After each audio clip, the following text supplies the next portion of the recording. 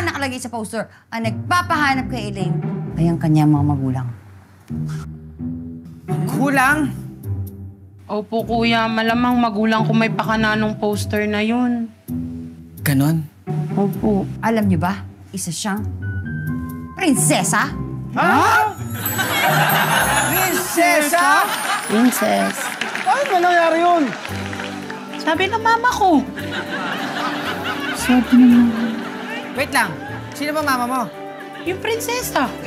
Dun sa hibok-hibok. Sa malayong lupain ng Mehek-Kwek.